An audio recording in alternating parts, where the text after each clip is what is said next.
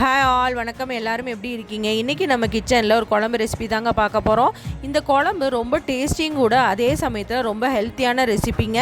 இந்த குழம்பு நீங்கள் செஞ்சீங்கன்னா சாப்பாடு எந்த அளவுக்கு தீருதுன்னே தெரியாதுங்க. அந்த அளவுக்கு டேஸ்ட்டு சூப்பராக இருக்கும். ஒரு அப்பளம் மட்டும் இருந்தால் போதுங்க. ஒரு பெரிய லெமன் சைஸ் அளவு புளியை நம்ம அரை மணி நேரம் ஊற வச்சு வச்சிடலாம். புளியோட டேஸ்ட்டை பொறுத்து தாங்க இந்த குழம்போட டேஸ்ட்டே வரும். அதனால நல்ல புளிப்பான புளியை ஊற வச்சிடலாம்.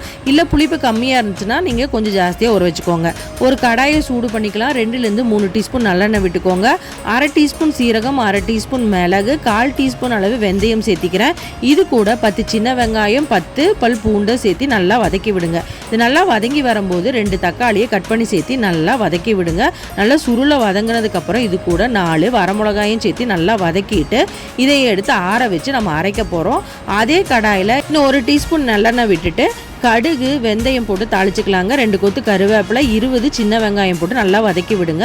இது கூட 2 வரமிளகா, 1 தக்காளியை சின்ன சின்ன பீசஸாக கட் பண்ணி போட்டு நல்லா வதக்கி விடுங்க. இது நல்லா வதங்கி வரும்போதே நம்ம 20லேருந்து 25 பல் பூண்டு நம்ம உரித்து எடுத்து முழுசாக வச்சுருக்கோம். அதையும் இது கூட சேர்த்து வதக்க போகிறோம். பூண்டு பல் பெருசாக இருந்ததுன்னா நீங்கள் 2 கூட கட் பண்ணி சேர்த்திக்கலாம்.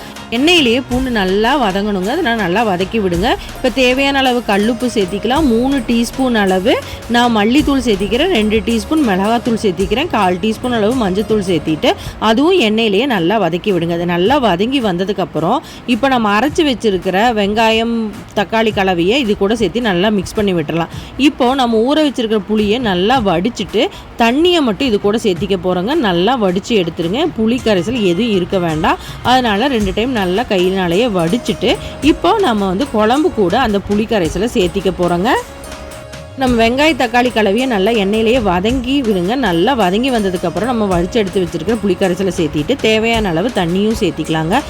தேவையான அளவு உப்பு சேர்த்து இதை நல்லா கொதிக்க விடணுங்க. 5லேருந்து 6 நிமிஷம் நல்லா கொதிச்சு வரட்டும். இப்போ 5லேருந்து 6 நிமிஷம் ஆயிடுச்சு. இந்த மாதிரி கொஞ்சம் குழம்பு கெட்டியாக வரும். இந்த சமயத்தில் ஒரு தேங்காய் அரை ஒன்று ரெடி பண்ணிக்கலாம். அரை மூடி தேங்காய், 10லேருந்து 15 முந்திரி சேர்த்தி மிக்ஸி ஜாரில் ட்ரையாக அரைச்சிட்டு அதுக்கப்புறம் தண்ணி விட்டு மையாக அரைச்சிக்கோங்க.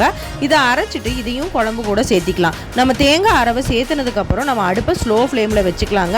மிக்ஸி ஜாரில் கொஞ்சம் தண்ணி விட்டு அதையும் சேர்த்து நல்லா கலந்து விட்டுருங்க. சமயத்தில் அடுப்பு ஸ்லோ ஃப்ளேமில் தாங்க கொதிக்கணும். அப்போ தான் குழம்போட கன்சிஸ்டன்சி சூப்பராக வரும்.